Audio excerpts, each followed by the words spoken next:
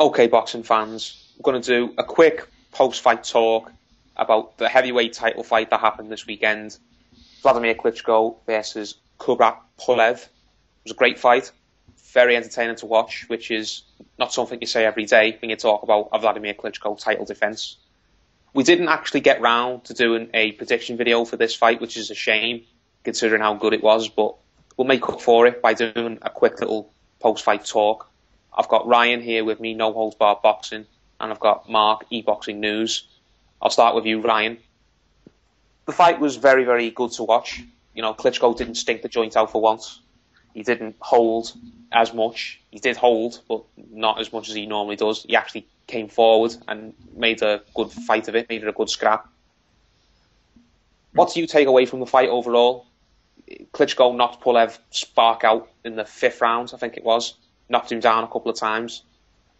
Was Pulev just very, very overrated, and was he exposed by Klitschko, or was Klitschko just at his absolute best and really shown, made Pulev look worse than what he really is? Just Klitschko's really, really good.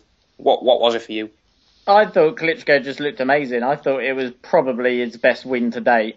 I haven't seen him be that dominant in a while, and I always make sure I watch his fights. And I haven't seen, I'm not even sure if I've seen an elite fight, or an elite fighter be that elite in an elite fight. Like, when was the last time we saw one of the sort of top 10 brutalise their number 2 contender quite like that? The only sort of shocking result I can think of similar to that was something like Johnny Gonzalez stopping Abner Mares in 1 round. I mean, Rigondeaux totally outboxed Donaire, but didn't brutalise him.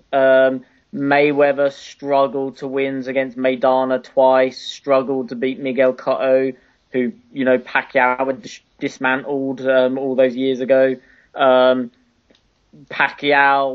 you know, he laboured to a win over Brandon Rios, who's sort of there for the taking, really. Whereas Klitschko gets in there, totally takes the guy apart in the first round. By the 5th round, he'd been dropped about 6 times, I think, something like 5 or 6 times. No, it was about 2 or 3. Well, I see what you mean.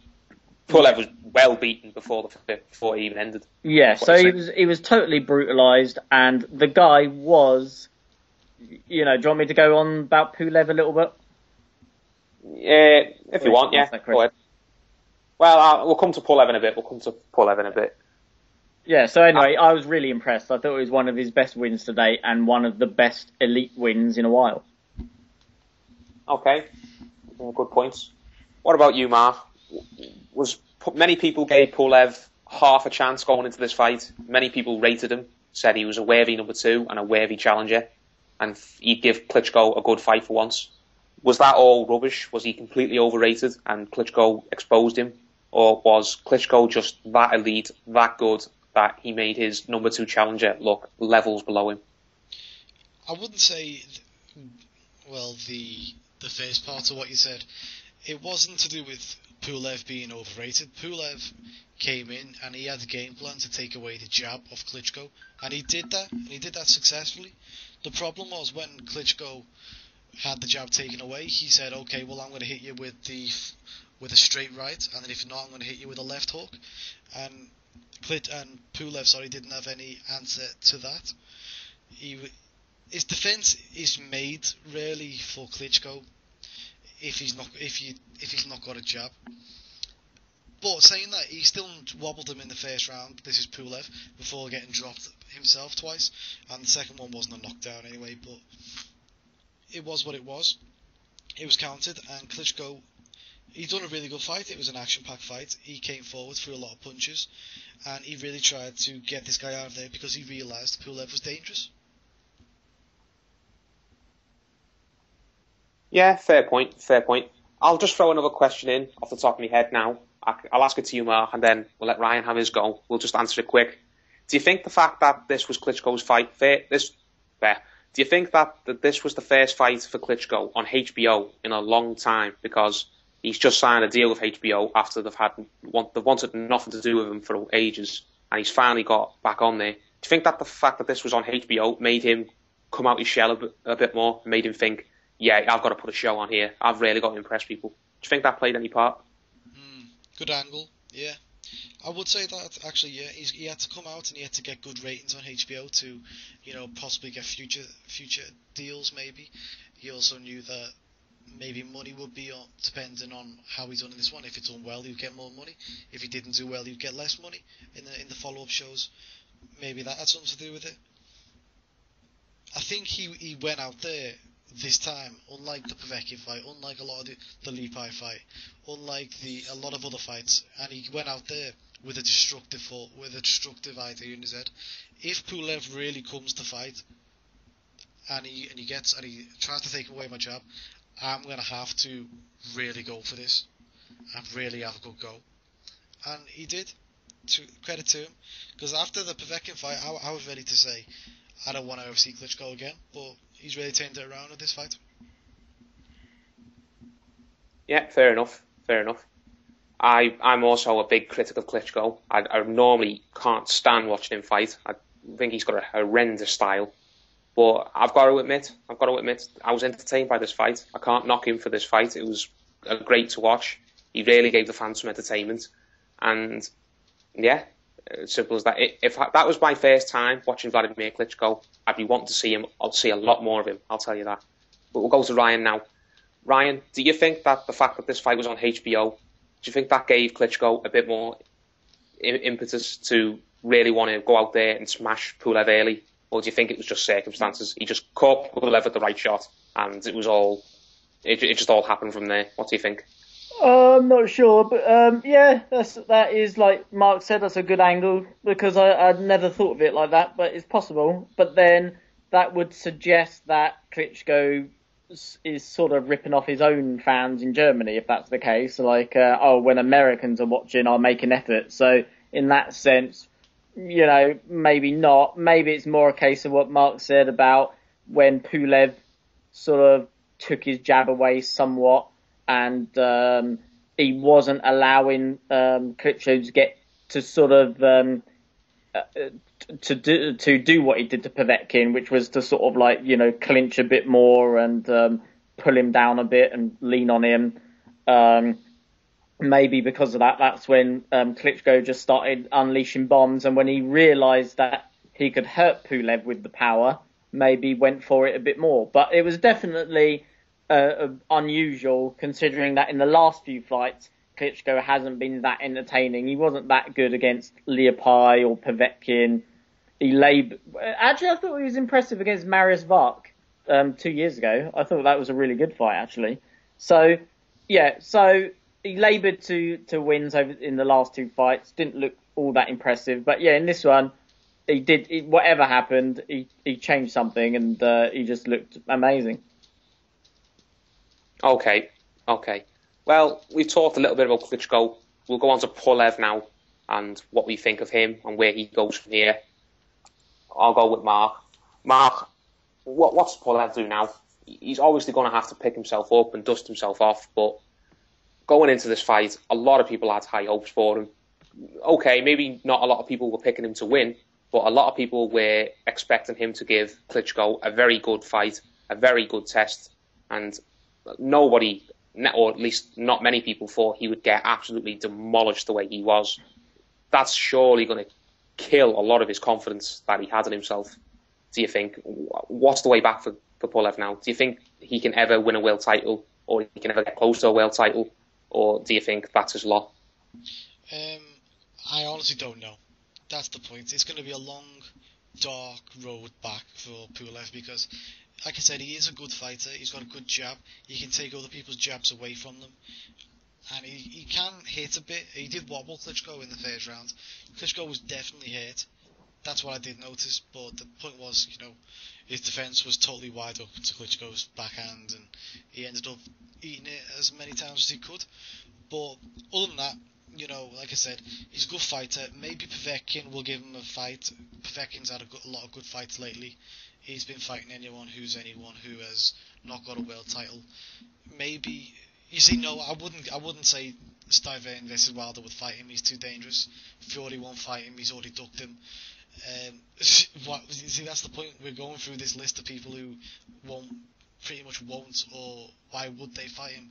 He's not got anything to give right now. He would have to go back and fight for the European title, and then build his way forward. Yeah, that's pretty much in line with my reckoning now as well, to be honest. I think he's going to have to drop off a fair bit. Okay, maybe he won't go back to fighting bums. He's not going to be fighting journeymen. It's not the same as what happened to David Price, where he basically had to start all over again in his career. He had to fight guys who he'd probably be beaten on his debut. Well, I do think Pulev is going to have to take a significant step down. He's going to have to fight some European level guys. He's going to have to maybe fight for a few Mickey Mouse belts, like these international IBF belts or WBO Intercontinental. He's going to have to do something to keep himself relevant, because the way he's just lost to Klitschko, he's never going to get a rematch with Klitschko, and Klitschko doesn't look like he's going to go anywhere anytime soon, and there's no way he's going to get a title fight in America either. So for now, I think Pulev just needs to keep himself busy, keep himself relevant, and just build his confidence back up. What about you, Ryan? Do you think there's a feasible way back for Pulev to get himself back in the title picture, or do you think he's going to be waiting around a long time? Well, I mean, he got totally brutalised, so he's going to want to take some time out, and I think I read earlier that he had a concussion from that knockout, so he might take a while to come back. He's obviously got to go back and sort of fight some low-level guys, but there's plenty of heavyweights in Europe, so there's loads of heavyweights he can get back in there with. I don't think it was a matter of him having a weak chin or sort of being found out or anything. I think it was just a case of Wladimir being as good as some people say he is. So I don't think he has to sort of rebuild from scratch. But in terms of world title shots, I don't think he'll get another one for at least another 2 or 3 years, because he's going to have to go back to the drawing board and, fight his way back up. And he's not going to do a Shannon Briggs and start calling Wladimir out everywhere. So we're not going to see him in the world title scene for a while, but he's still fairly young for a heavyweight. So he's, what is he, 32, something like that? 30, he's in his early 30s. So yeah. In that sense, and he's only been a pro for a few years. That's the other thing I was meaning, because he was an amateur for a long time. And for those who sort of, question his amateur credentials, just look at his amateur record, which you can find online. He beat, I've got it up here. He beat Roberto Camarel, who's a 3-time Olympic medalist. If you remember, he won gold in 2008, and some say was ripped off against Joshua in 2012. He's beaten Vyacheslav Glazkov, who was another really good amateur, who's now pro. He beat Mago Abdusalamov at amateur level. He beat Wladimir Solis, who won loads of medals at amateur level. So, he was an elite amateur heavyweight, Kubrat Pulev, like the Klitschkos. I think that he's just got to go back, fight a few sort of fighters who he can win quite easily to get his confidence back. But, if you're that tall, that big, that strong, you've got that sort of amateur credentials, it's probably going to be a little bit tough for him to come back, because, where do you go from there? He's already done everything else there is to do. He's already won the European title. He's challenged for the heavyweight title. Now he's got to go all the way back and then try to come back and fight the same guy again, because he's going to be the one with the titles. So it's going to be difficult for him, I think. Yeah, and I agree with that 100%. Especially when you say Pulev's basically done everything now except win the world title. He's won the European title. He's fought European level guys. He's fought a few gatekeepers like Tony Thompson and Odlanders. Who's the other guy he fought? I'm trying to think of. I can't remember. He's fought Ustinov. He's fought a few. Yeah, he's won the European title. He's won some Mickey Mouse IBF international title or something like that. He's fought some gatekeepers. Basically, the only thing he has left to do is win a world title. And if Klitschko stays around, then that doesn't look like it's going to happen anytime soon. But okay. Good luck to Pulev, whatever he does, though, because I think he is a good fighter. I do think he's definitely one of the best fighters in the division, bar Klitschko, and I hope he does stick around and we do see him in some good fights in the future. But we'll go back to the champion to finish off now. Final question, Mark. Do you have any specific fighters in mind that you'd like to see Wladimir fight now? Yeah, I do, actually. Let's go, Champ. Let's go. Sorry, no, he ain't one of them. He ain't one of them. I couldn't resist. Let's go, Champ. Smack bottom for Paul. Smack bottom for Paul for that one. It won't be him for number one, hopefully. But there's a load of guys out there that I would like to see him fight. Eventually, I'll go through a few of the names. There's a few Americans. Obviously, I don't think that the Steve Wilder situation is realistic. So, some of the names that I do find realistic once I get to reading them is Brian Jennings, number one. I think that'll be a good one. Easy to make on HBO. No problems there. Then, you see, after that, it gets a bit more cagey, a bit more difficult. Maybe we're looking at a Chigayev rematch. Maybe we're looking at someone like Derek Chisora versus Tyson Fury winner. And then we're getting into the Stiverne versus Wilder winner. But how many of those are realistic? I'm not sure. So Tyson Fury versus Chisora winner is realistic. I think next will be Brian Jennings, and then after that, your guess, I'm afraid, is as good as mine. Apparently Anthony Joshua wants to fight him, but everyone wants Anthony Joshua to fight Klitschko next, so I don't know what that's about. Klitschko wants none of Joshua, mate. He wants none of it. Joshua could he could do anything practically. I can't even think of an example because He could beat Jack Dempsey. Oh yeah, he could beat Jack Dempsey. Anthony Joshua could not only win against Klitschko, he could win the X Factor, could win the lottery, he could win the Grand National, he could win everything he wants to. But we'll go to you now, Ryan. Do you have any specific opponents in mind who you'd like to see Klitschko fight in the next year or so? Well, the other day I wrote on Facebook that he's already cleaned out the heavyweight division once, the division from 2000 to 2010, which began with his win over Chris Bird and ended with his win over, I can't remember who it was, Shagayev, I think, or maybe Samuel Peter. I think Samuel Peter, the rematch. And he's nearly cleaned out the division since 2010, which I think might have begun with his win against David Haye. Anyway, I would say that he's still got left the winner of Tyson Fury versus Derek Chisora. I think that would be interesting. Apparently that mandatory is due. Sorry? Sorry for interrupting. Apparently that mandatory is due for early next year. I don't know whether it actually happens, but that's what Frank Warren's saying. Okay, well that fight, Fury Chisora, the winner of that. The winner of Wilder Stiverne, if that can be made. And out of those two, I think that will be Fury and Stiverne. I think they're the two that will win those fights. And then out of any other fighters, I think Bryant Jennings, he's just about ready. Maybe another sort of couple of fights and he'll be ready. In the meantime, Klitschko can be defending it against, another two guys, whatever. Vyacheslav Glazkov, he had a great amateur record and he's sort of winning fights. So if he can keep winning. Lucas Brown, if he can keep winning. Andy Ruiz Jr., but I'm only saying that in terms of skill. If you actually see him in the ring, he looks like a big blubber whale. But if he actually bothered losing some weight, he could actually be quite a good fighter. But I fear that what's actually going to happen is he's just going to balloon to the point where it's embarrassing to see him in a pair of shorts. Christian Hammer, he's quietly making his way up the rankings. And Anthony Joshua, but not for about another sort of, 4 years. So by the time he's got rid of Fury Chisora, Wilder Stiverne, Bryant Jennings, Glazkov, he might then be able to get round to Hammer and Joshua and then call it quits. So I think he's still got about another 5 or 6 fights left.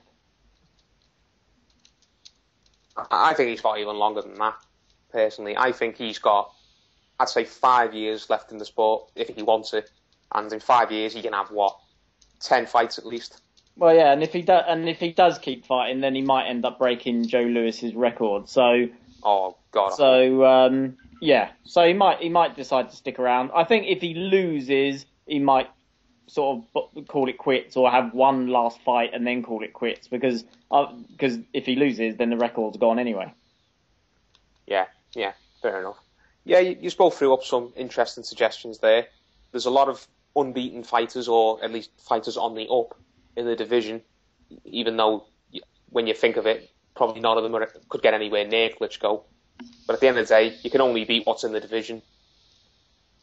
Klitschko, I've given him a load of stick over the years. I'm not going to hide the fact I don't like him. I don't like his fighting style. I don't like his personality either.